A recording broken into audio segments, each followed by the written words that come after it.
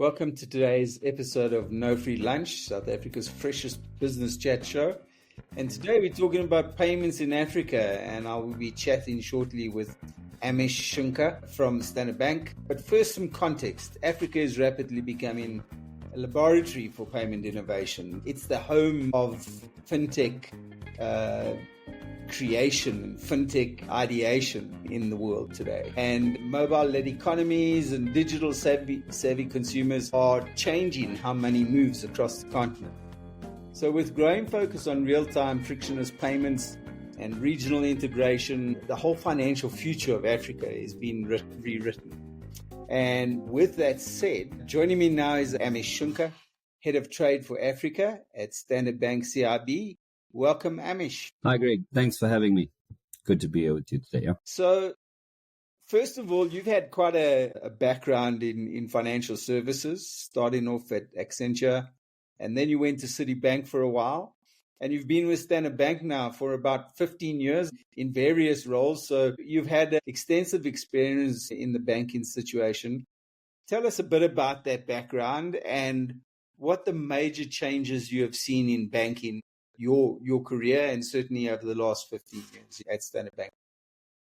Sure. Thanks for that, Greg. So I think in terms of coming into the working environment straight out of university, the choice was somewhat deliberate. I have had the opportunity over my academia curriculum to study things related to information systems and information technology. And certainly the opportunity at Accenture was kind of the integration of financial services, as I understood it at the time, all that naively, as well as then technology. So it was really a great start. And then not too long after that, moving into an opportunity at Citibank in South Africa, kind of brought a lot more color to that notion that I had in mind. I'd moved into the transaction banking space. As you know, transaction banking, the kind of phrase and the terminology speaks for itself. It's very much current. It's very much associated with all of the activities that a corporate or a client does with their institution. And a lot of it relates to cash and payments and collections. And a lot of it relates to trade and trade finance. The one thing that has come to the fore more than anything else is really the advent of technology and the adoption of technology in an African context. You understand how there are changes that are made in certain payment and transaction banking environments, certain trade finance environments in Southeast Asia and in Europe and in the Americas. Historically, one of the most fundamental requirements that African corporates and African clients have had, even in my neck of the woods in trade finance banking, has been associated with credit appetite. If a bank and if an institution can provide them with some form of credit appetite, that means they'll be able to borrow more, they'll be able to fund their transactions, they'll be able to fund their business, they'll be able to grow. Now that has changed. They're actually very interested in how they're going to be accessing financial services from a financial institution, the degree of efficiency that you offer. Ultimately, technology does one thing. It presents the same solutions that all of our banks offer to a client, but it enables them to do it in an efficient way and in a transparent way. That is now the ask that clients are having. And it's been sort of pretty much been on an incremental basis over the course of the last decade and a half or so. But if there's one thing that has stood out for me over the course of my journey in banking on the continent, it's really been about how technology has been adopted to enable growth and risk mitigation and efficiency for our clients. Yeah, I think if you look at the advent of things like cryptocurrencies, AI-driven transactions, there's a lot of changes happening. And I assume that what that's done is it's driven demand in terms of payment timelines. There was a time when getting a payment to certain areas in Africa was difficult. And I think that's changed a lot. And there may still be some areas that suffer those conditions. But I think in general, the ability to make payments has become better. Certainly better for businesses and trade. It's facilitating increase in trade amongst Africa. Interestingly enough, I was looking at African trade this week, and inter-Africa trade only consists of about 18% of all Africa exports. So of all Africa exports, only 18% happen intra-Africa. And I would imagine that things like payments and payment efficiencies should start supporting and helping greater volumes of intra-Africa trade, as an example. Smaller businesses that perhaps couldn't afford to do intra-Africa trade simply because of the cost of financial transactions, now perhaps have cheaper options, more efficient options that may allow them to expand into new markets, as an example. Are those the kind of things you've seen, and what are the risk mitigations around those things? Talk to us a bit about that. Sure. I think you're right, Greg. There's definitely a contributing factor that's linked to, I guess it's access to financial services and then the cost of financial services. And that inhibits some of the intra-African flows that we had anticipated, especially when the African Continental Free Trade Area and the agreement was marked, annotated, and signed and accepted by so many different countries. You know, the biggest contributor of intra-African trade as an export market is probably South Africa. And there's two legitimate reasons for that. One is how far along or how advanced the industrial base is. So there's been a lot of manufacturing process. There's been a lot of investment. Many investors onto the continent first basically started as sort of saying South Africa would be that gateway into the rest of Africa. Hence the investment and hence the ability or the inclination to export onto the continent. But beyond that, it's also been the strength and the sophistication of the financial services sector. So a lot of the investment that transpired, into South Africa, and then the requirement for funding and liquidity to be able to enable goods and services moving from South Africa across a road path or a rail path or an airway path into other markets.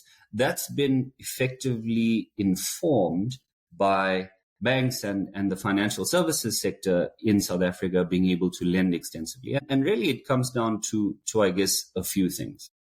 The first thing is assisting with some type of risk mitigation, assisting with some type of risk cover or security.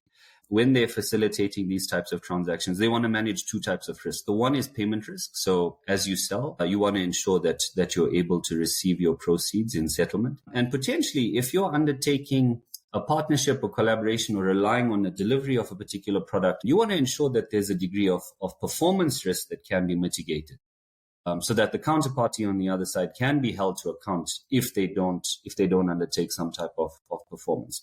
Those two solutions have been what banks like ourselves have, in my opinion, been really competent in doing. And as such, we've been key in enabling some of the transactions that have transpired on the continent. Maybe the second thing that we've been able to do, we've been able to inject a type of financing and funding. Very often there is this mismatch between how you pay for goods when you're buying in input stock, and then when you're selling goods, the terms that you have to accommodate to any one of your off-takers. With the amount of competition we've seen across the African continent, especially for the demands that Africans present, the terms in terms of selling have gone up drastically. Once upon a time, for certain components, there used to be 30-day terms of trade. I recently had an engagement with clients where we're talking about, on the same exact component, we're talking about 12-month to 24-month terms that are being extended to off-takers on the continent. So by virtue of doing that management of the mismatch. It's a massive shift, isn't it? That on itself changes the whole nature of the trade. I mean, suddenly having to offer 12 months for offtake of products, those are enormous terms that most companies wouldn't be able to afford. And in fact, the interesting thing is, South African companies and African companies buying goods from places like Europe, the suppliers in Europe demand upfront payment, and then you still have to pay VAT, and you still have to sit with that stock. So I'm actually quite surprised that there has been that massive shift. Yeah, you're very right, Greg. And I guess maybe there's two components to this. It's the risk that may be associated with the African continent. So there is potentially that type of macro risk that may exist. But then there's also this perceived risk that exists with the continent. I mean, we still maintain a significant number of well-developed, sophisticated corporate institutions that run very good treasury management functions and risk management functions. And hence, there's that responsibility, I feel, that also commercial banks have to manage that perception of risk on behalf of the continent, for the clients on the continent, externally. But certainly from a demand point of view, we have seen a significant amount of African demand, and we have seen that demand span commercial terms that are maybe not necessarily consistent with what happens outside of Africa. For the clients that we know and that we have risk appetite for, and by enabling some type of liquidity and cash funding into their operating cycles, we've promoted a lot more, in my opinion, a lot more growth than historically.